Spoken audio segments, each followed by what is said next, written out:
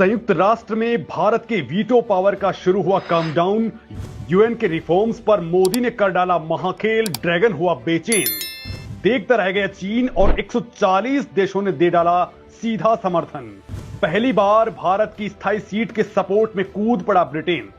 दोस्तों, भारत आज के वक्त में तेजी से तरक्की कर रहा है। अपनी काबिलियत के दम पर वो अपना लोहा मनवाता जा रहा है, जिसे दुनिया मान भी रही है। लेकिन उसके बाद भी एक सवाल खड़ा होता है कि आखिर क्या कारण है कि इतनी काबिलियत होने के बाद भी भारत को यूएनएससी में स्थायी सीट नहीं मिल पा रही, जबकि भारत की गिनती उन देशों में होती है जो शक्तिशाली होने के साथ ही दुनिया में अपना प्रभाव भी रखते हैं। इसके बावजूद भी भारत को वीटो पावर नहीं मिल पाया है। तो दोस्तों, आखिर क्यों भारत को वीटो पावर से दूर रखा जा रहा है? भारत को स्थायी सदस्यता मिलने पर हमारी ताकत में कितना इजाफा हो जाएगा?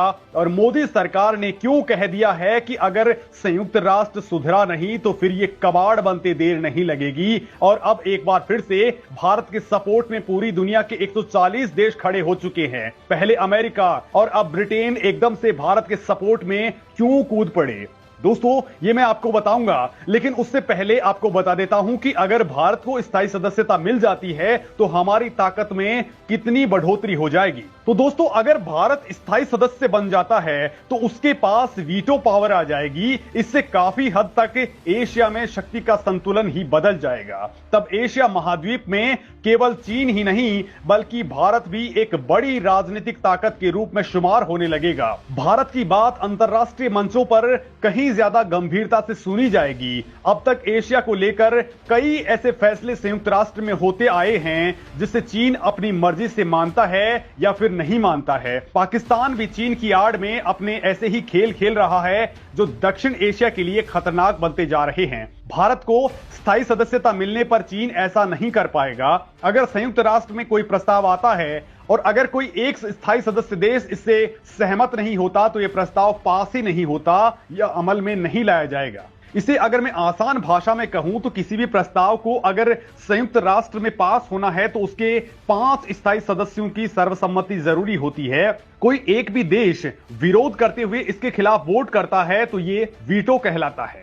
संयुक्त राष्ट्र संघ सुरक्षा परिषद में इसके स्थायी सदस्य यानी अमेरिका, ब्रिटेन, फ्रांस, रूस और चीन किसी भी प्रस्ताव को रोक सकते हैं या फिर उसे सीमित कर सकते हैं। हालांकि दोस्तों, इस वक्त बड़ी खबर यह है कि अब एक साथ 4 बड़ी महाशक्तियां भारत के सपोर्ट में आ खड़ी हुई हैं। कुछ दिन पहले अमेरिकी राष्ट्रपति जो बाइडेन ने कहा था कि अब समय आ गया है कि सुरक्षा परिषद में ऐसे सुधार किए जाएं जो आज की जरूरत को बेहतर तरीके से पूरा कर सकें।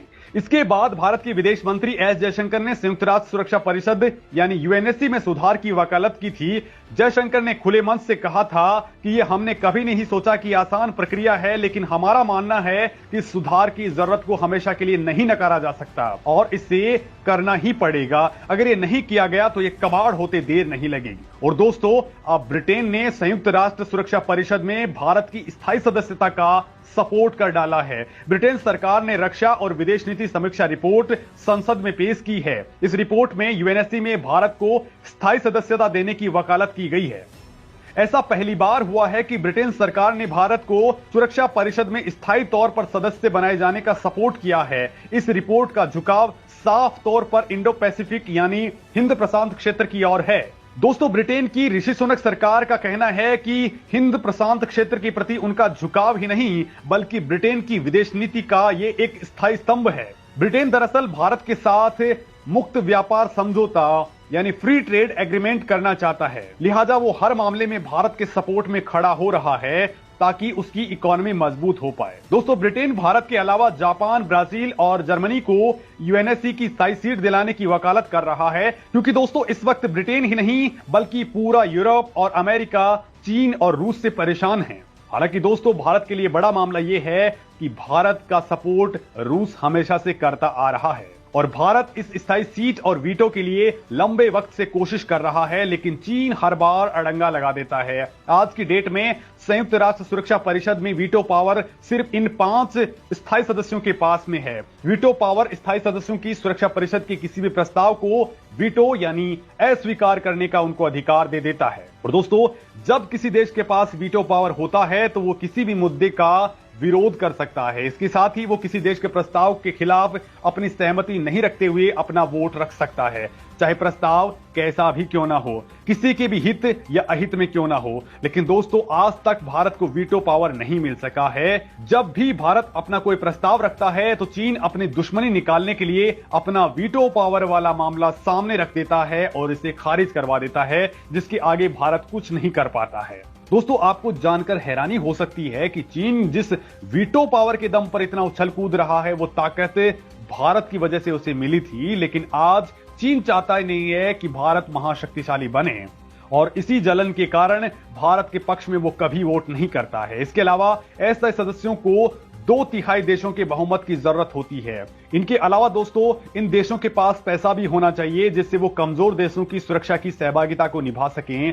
भारत इस मामले में पीछे नहीं है। वो हमेशा से ही कोशिश करता रहा है कि कैसे भी दूसरे देशों की मदद की जाए।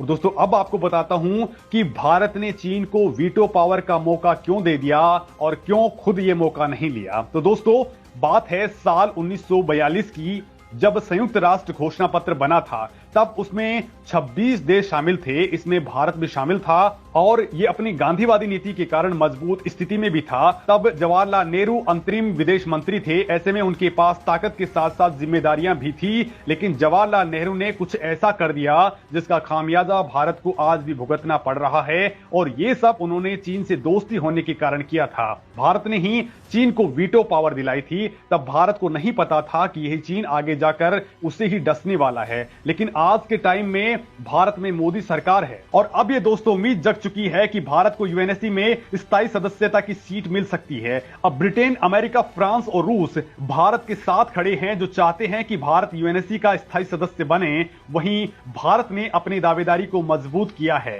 दोस्तों, हमारी हमेशा से दूसरों की मदद करने की नीति रही है। साथ ही हम शुरू से ही वसुधैव कुटुंबकम की नीति पर चलते हुए विश्व को अपना परिवार मानते हैं।